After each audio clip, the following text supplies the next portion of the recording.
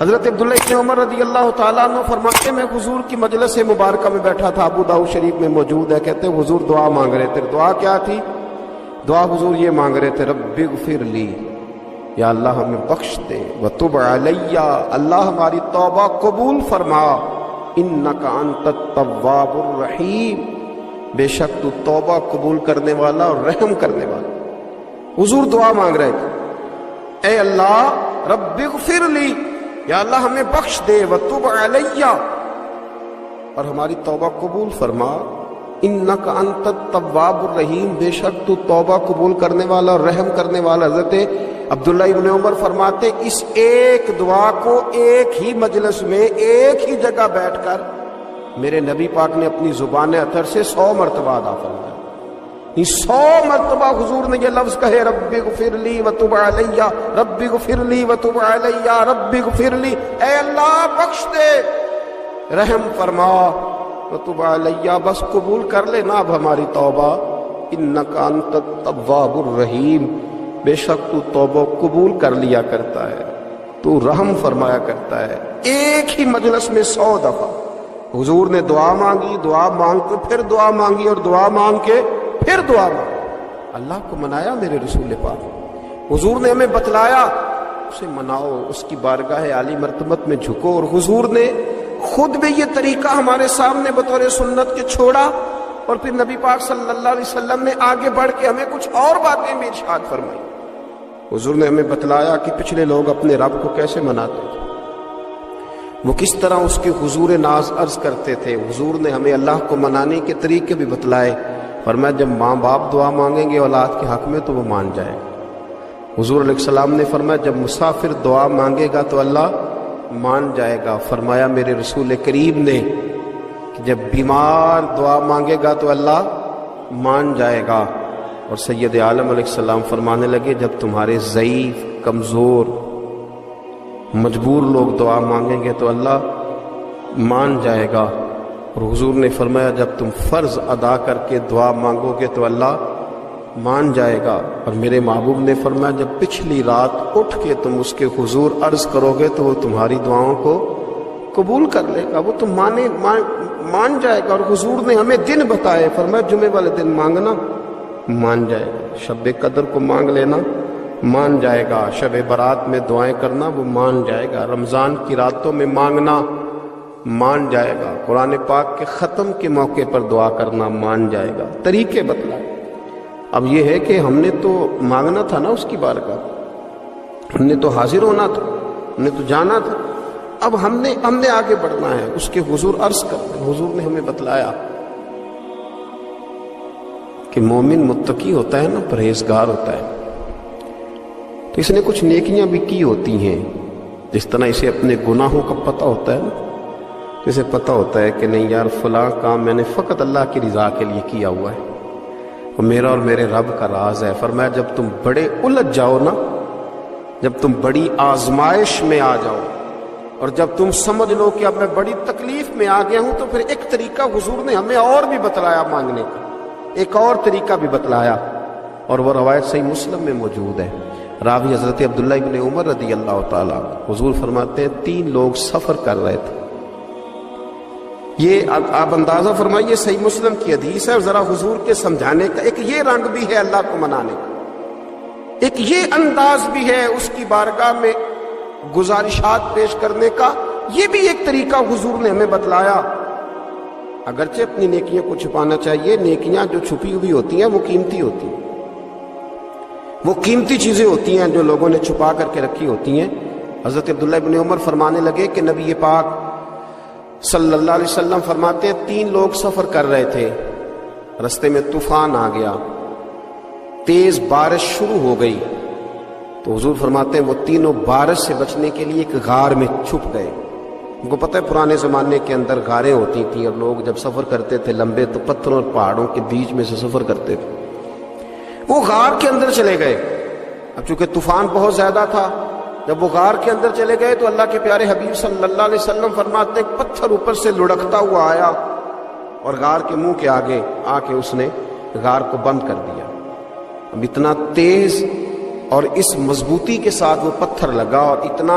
صحیح فٹ ہوا کہ اندر روشنی آنی بھی ختم ہو گئی۔ اب 3 لوگ ہیں، تھوڑی دیر تو وہ پریشان رہے کہ شاید اب کبھی بچ نہیں سکیں گے، شاید چاروں جانب اندھیرا ہی ہے اور اندھیرا ہی رہے گا، شاید یہاں سے نکلنے کے لیے اب ہمیں کوئی رستہ میسر نہیں آئے گا۔ وہ پہلے تو پریشان ہوئے، پھر کہنے لگے یار اس طرح کرو،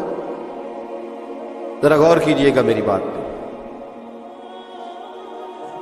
فرمایا اس طرح کرو، اگر کوئی زندگی میں نیکی کی ہے نا تو ذرا اس نیکی کو یاد تو کرو، اور یاد کر کے اس مالک کے حضور عرض تو کرو، وہ کریم ہے، کوئی آنکھوں شاید من جاوے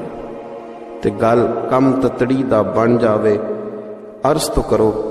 ان میں سے یہ آپ اندازہ فرمائیے، یہ بات بیان کون کر رہا ہے؟ یہ مدینے والے رسول بیان کر رہے ہیں، یہ نبی پاک علیہ السلام نے بیان فرمایا۔ یہ وہ کہانی ہے جو ہمیں ہمارے نبی پاک نے سنائی، رسول کریم علیہ السلام نے ہمیں بتلائی، یہ داستان محبت۔ حضور فرمانے لگے، ایک نے ان میں سے ہاتھ اٹھائے اور اس نے انداز کیا چھیڑا، عرض کرنے لگا اللہ تو جانتا ہے نا میں نے بکریاں رکھی ہیں، میں غریب ہوں، مزدور ہوں، اور مالک تو یہ بھی جانتا ہے کہ میرے بچے بھی ہیں، بیوی بھی ہے، پر میں جب بھی گھر لوٹا ہوں تو دودھ میں نے بچوں اور بیوی کو پہلے نہیں دیا، بوڑھے ماں باپ کو پہلے دیا۔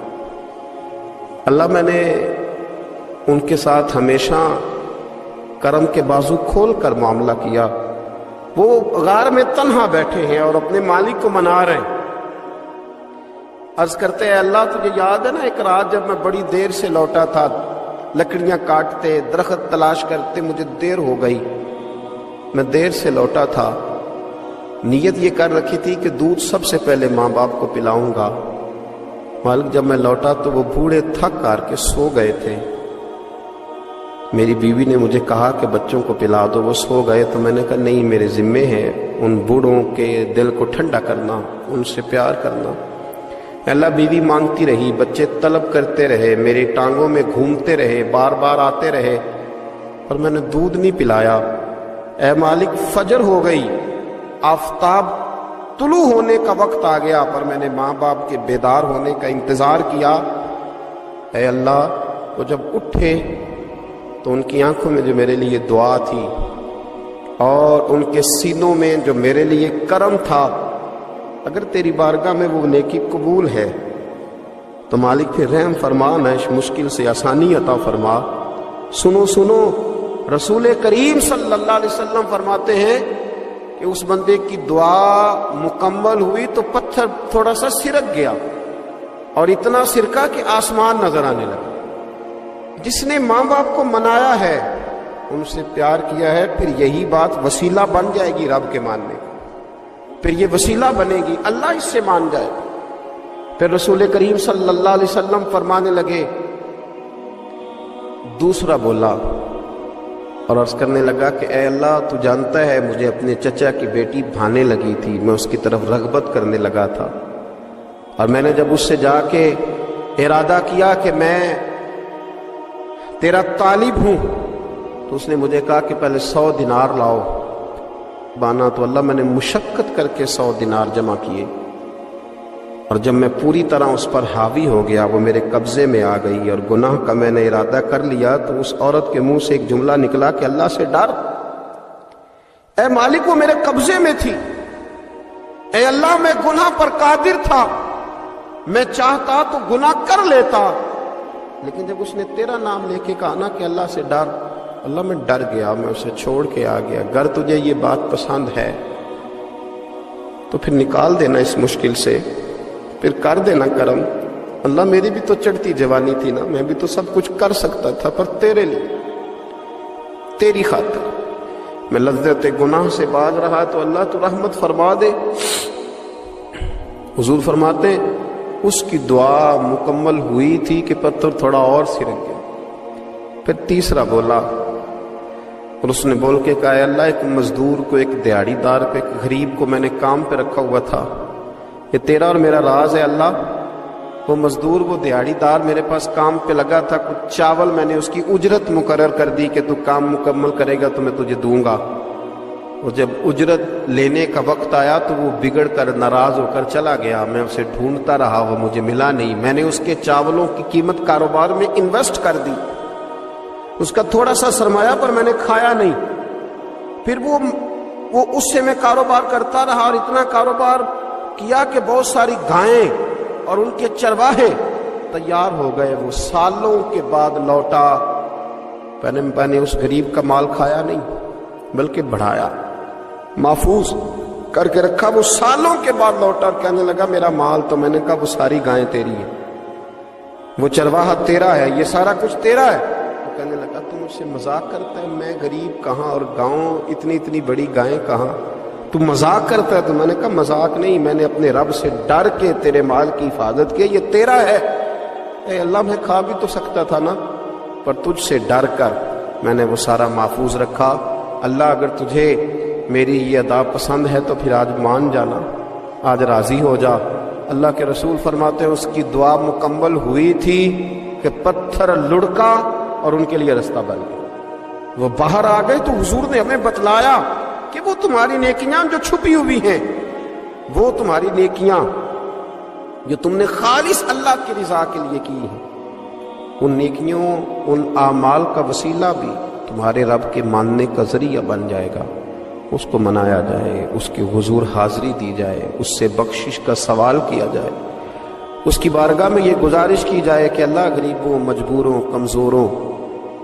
اور ان لوگوں کے صدقے جو اللہ رستہ دیکھ رہے ہیں کہ رستہ کب کھلے گا، جو تیری بارگاہ کرم کے سوالی ہیں، ان کے صدقے تو رحم فرما، تو کرم فرما. تو میرے عزیز، ایک اور بات جو اللہ کو منانے کے لیے ہمیں ہمارے پیارے رسول صلی اللہ تعالی علیہ وسلم نے بتلائی،